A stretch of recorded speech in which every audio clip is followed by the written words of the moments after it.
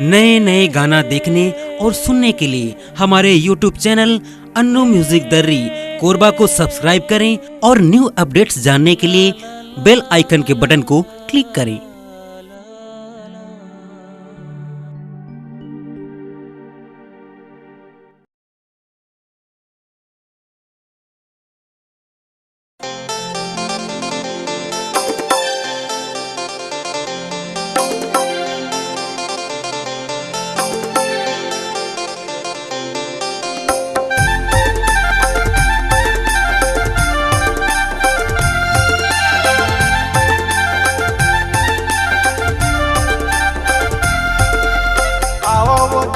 भैया आवा वो दीदी आवा ग भैया बाबा के जयंती माँ गुरु बाबा के जयंती माँ गुरु हाथी के जयंती माँ गुरु बाबा की जयंती माँ गुरु घासी की जयंती माँ।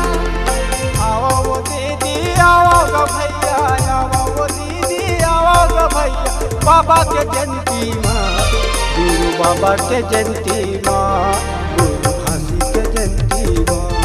गुरु बाबा की जयंती माँ गुरु घासी की जयंती माँ।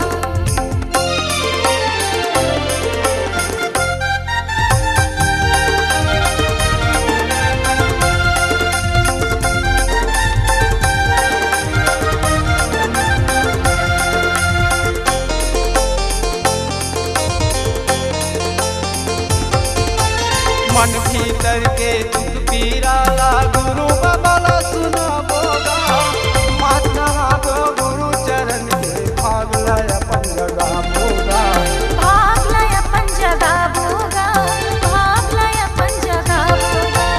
जगत कूदत तीरथ व्रत माया वो बाबा के जयंती माँ गुरु बाबा के जयंती माँ गुरु हाथी के जयंती माँ गुरु बाबा की जयंती माँ गुरु घासी की जयंती माँ।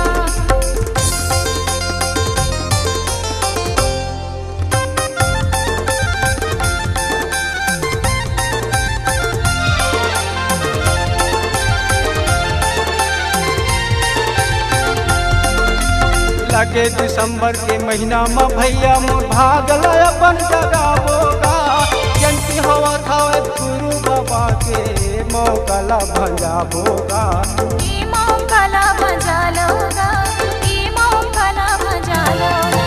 जल्दी आओ दीदी जल्दी आओ भैया बाबा के जयंती माँ गुरु बाबा के जयंती माँ गुरु घासी के जयंती माँ गुरु बाबा की जयंती माँ गुरु घासी की जयंती माँ।